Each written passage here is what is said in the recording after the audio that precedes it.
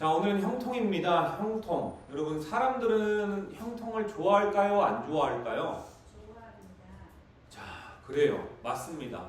세상에 나는 지질이 궁상맞는 삶을 살고 싶어. 그리고 나는 굉장히 좀 불통한 삶을, 뭔가 통하지 않는 삶을 살아가고 싶어. 이런 사람 아무도 없잖아요. 다 형통을 좋아합니다. 그런데 여러분, 그런 간절한 마음으로 우리가 기도를 합니다. 하나님 형통하게 하여 주시옵소서. 그런데 우리의 문제는 형통의 의미를 제대로 깨닫지 못하는 것에 인생의 딜레마가 있다. 하나님 형통하게 하여 주시옵소서라고 하는데 형통의 뜻과 형통의 본질을 제대로 알지 못해서, 그래서 이 시간 준비했다. 할렐루야. 형통의 뜻에 대해서 알아보고자 합니다. 여러분, 우리가 일반적으로 형통이다 라는 것을 어떻게 이해하고 있을까요? 모르긴 몰라도요, 우리가 생각하고 있는 형통은요, 내가 원하고 또 내가 바라고 내가 가치관으로 삼고 있는 것, 기도해서 하나님 들어주십시오, 이거를 형통으로 알고 있어요? 모르고 있어요? 알고 있죠. 이걸 형통이라고 생각하죠. 그렇다면 성경적인 입장의 형통은 무엇일까요? 형통의 뜻이 이겁니다. 앞으로 나아간다. 하나님의 계획, 하나님의 뜻, 하나님의 목표, 목적에 맞게 앞으로 나아간다. 이게 바로 형통의 본질적인 뜻이에요. 우리가 생각하는 형통과 성경적인 형통이 같아요? 틀려요? 그러죠. 다르죠. 내 염원과 소원과 바람을 하나님께서 이루어 주시는 거라고 생각했는데 성경은 아니다. 나의 계획과 뜻과 목적에 맞게 나아가야 된다. 이것이 형통이다 라고 이야기하니 다른 거죠. 여러분, 이렇게 결과가 다른 이유는 딱 하나입니다. 틀린 이유는 대상이 다르기 때문이에요. 대상이. 여러분, 우리가 하나님을 신앙한다고 해서 모두가 동일한 성도는 아니라는 거예요. 이것은요. 이게 무슨 뜻이냐면, 의사라고 다 같은 의사예요? 의사가 아니에요? 여러분, 의사도 의사에 따라서 급이 다른 것처럼 성도도 성도 따라 급이 다르다라는 거예요. 이거 조금 아이러니하죠?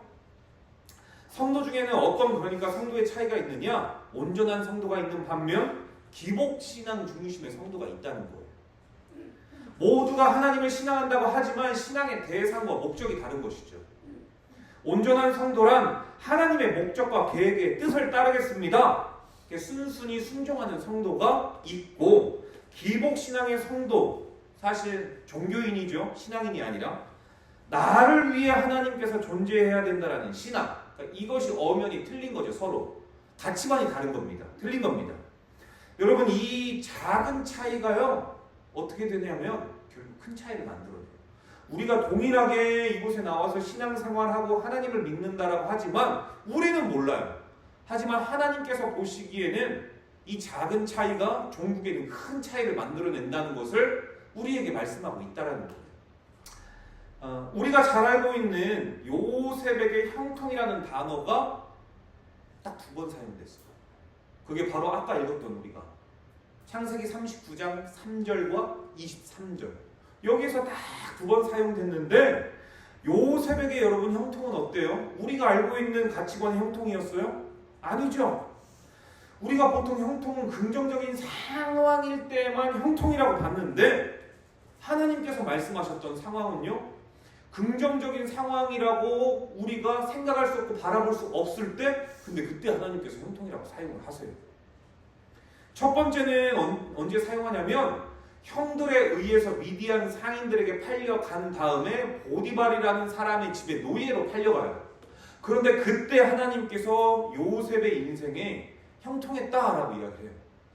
아니, 집사님, 형통이 자유인이어서 노예로 팔려가는데 형통이에요? 내가 노예가 되는데 형통이에요? 그거 아니죠. 또 2번째는 어떻습니까? 억울하게 이제 또 모함에 걸려가지고 이 감옥에 갇히게 돼요. 그런데 그때 하나님께서는 형통했다 요셉에게 이야기를 합니다. 요셉의 경우를 본다면 2번 모두 요셉의 생각대로 된 게 아니죠. 내 생각대로 된 게 아니잖아요. 어떤 사람이 감히 하나님 나는 형들에게 모함으로 인해 가지고 구덩이 빠져가지고 미디안 그 상인들에게 팔려가지고 인신매매돼서 저기 노예로 팔려가고 싶습니다. 이게 이렇게 기도하는 사람이 있어요, 없어요? 없죠. 어떤 사람이 이런 사람이 있겠습니까? 그렇죠? 이건 요셉이 원한 상황이 아니에요. 하나님 저 노예로 왔는데요. 이번에는 주인집 그 아내를 괜히 제가 겁탈했다고 이렇게 막 마녀 사냥해가지고 감옥에 갇히고 싶습니다 하는 사람 있겠어요, 없겠어요? 없죠. 없습니다. 이게 그러니까 지금 이 형통, 이 상황이 요셉의 생각대로 된 거예요, 안 된 거예요? 안 된 거죠. 요셉의 상황의 형통이었다면 잘 나가는 것이었을 텐데 누가 봐도 종이 되고 누가 봐도 모함으로 인해 가지고 감옥에 갇히고 이거 잘 되는 상황 아니잖아요. 한마디로 요셉이 원하는 형통은 아니었다라는 겁니다.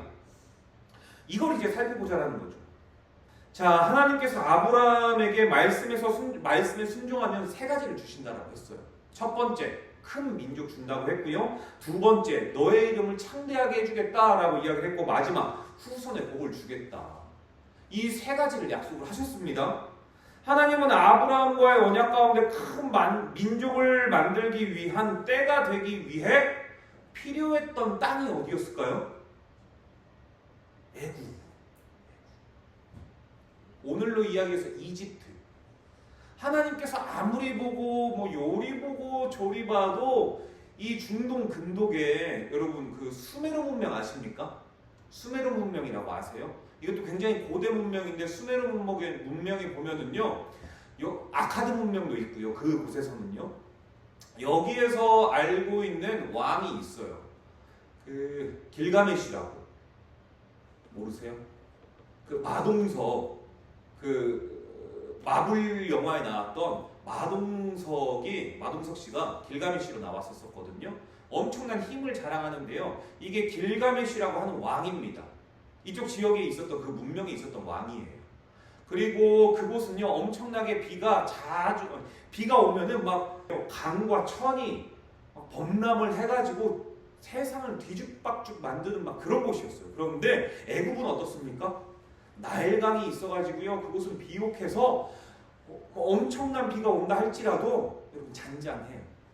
그러니까 농사를 지어도 잘 되고 뭐를 해도 잘 되고 무엇인가 환경이 극단적이지가 않았어요.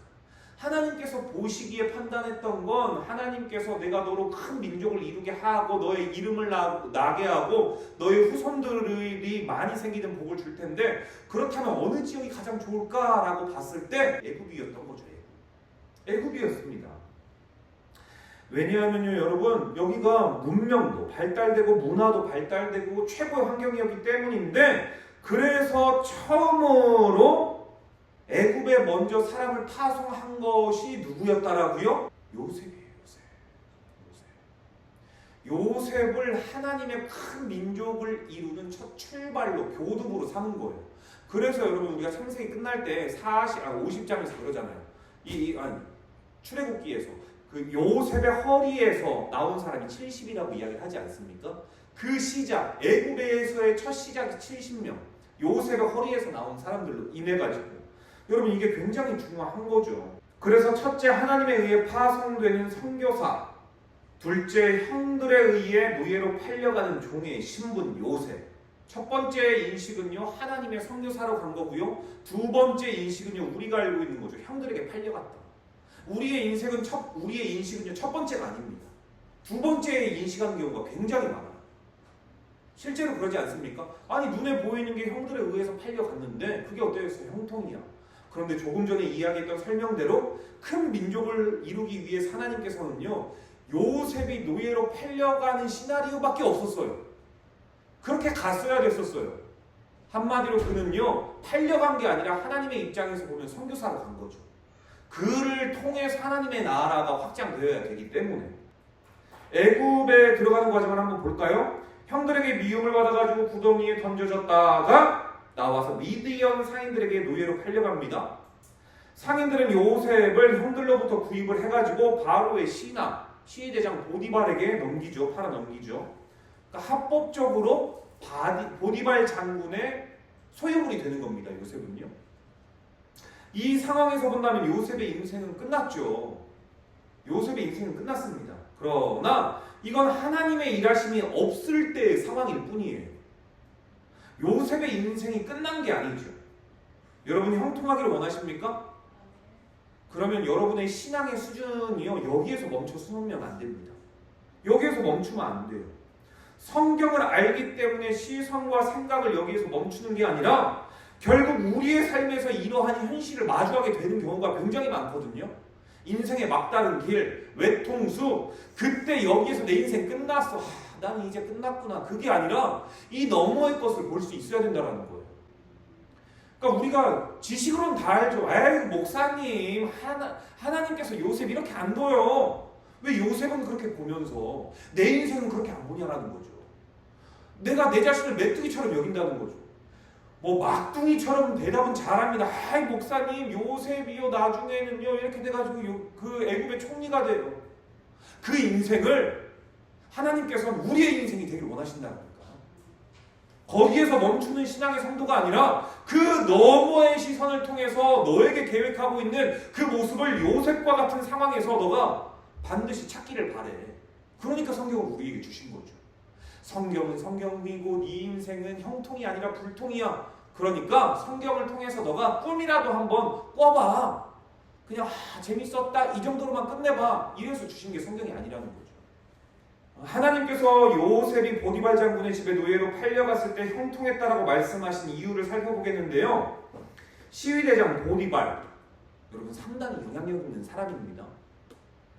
보디발 장군의 집으로 가는 것은요, 아무리 고민하고 생각해봐도 이거예요. 방법은 이거예요. 하나님의 입장에서 생각해보면 애굽의 언어, 요셉 이집트 말 모르잖아요. 이집트 말 배워야 될 거 아니에요. 그러면 가장 좋은 게 일반인들이 하는 이야기가 아니라 귀족, 뭔가 굉장히 지체 높으신 분의 언어라면은요, 고급스러운 언어를 받아들이는 걸 겁니다. 이거 분명히 배웠을 거고요. 생활, 문화, 여러분 그러나 그것뿐만이 아니라 이 자가 시위대장, 그러니까 왕의 최측근이기 때문에 정치, 문화 다 배웠을 거예요. 다 배웠을 겁니다. 하나님께서는요, 보기에 상황에서는 노예로 팔려가는 것 같지만 거기에서 언어를 배우게 하고 정치를 배우게 하고 거기에서 모든 가정 총무를 통해서 이 총무로서의 역할을 이미 다 하나하나 준비하게 하신 거죠.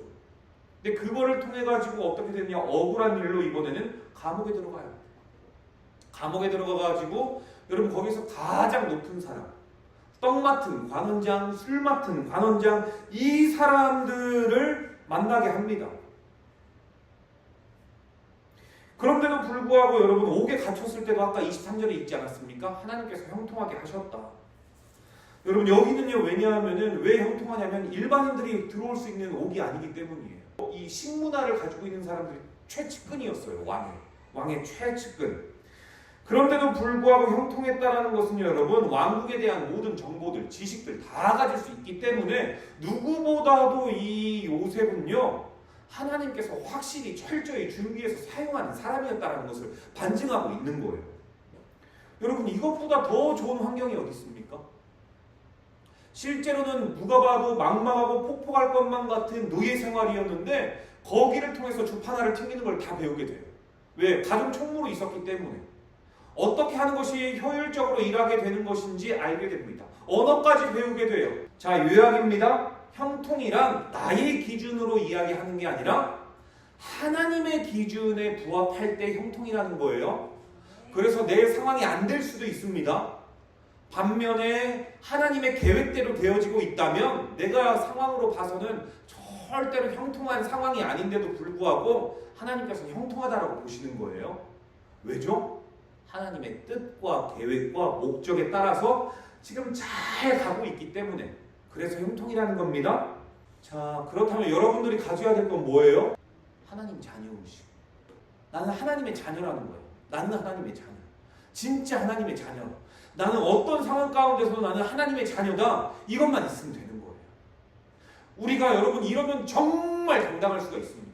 아니 다윗이 어떻게 골리앗을 이겨요? 말이 안 되잖아요. 말이 안 돼요. 이거 있을 수가 없는 거잖아요. 그 엄청난 장군들도 골리앗 앞에서 벌벌벌 떠는데 다윗이 어떻게 그렇게 싸울 수가 있냐고요. 이거 여러분 궁금하지 않으세요?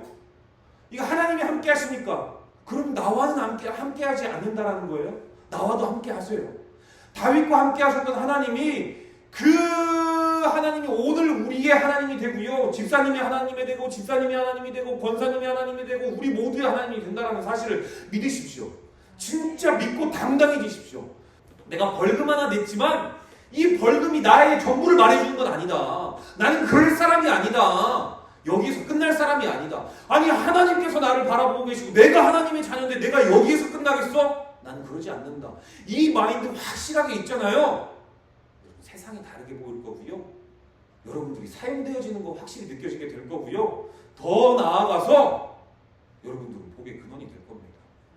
저 사람 아무것도 없으면서 도대체 무슨 똥배짱으로 저렇게 자신감을 보이는 거야? 자신감이 있거든요. 니들 눈에는 보이지 않지만 믿음의 시선을 가지고 있는 사람들에게는 하나님이 보이거든요. 여러분 그래서 형통을 이렇게 마치겠습니다. 아멘. 기도하겠습니다.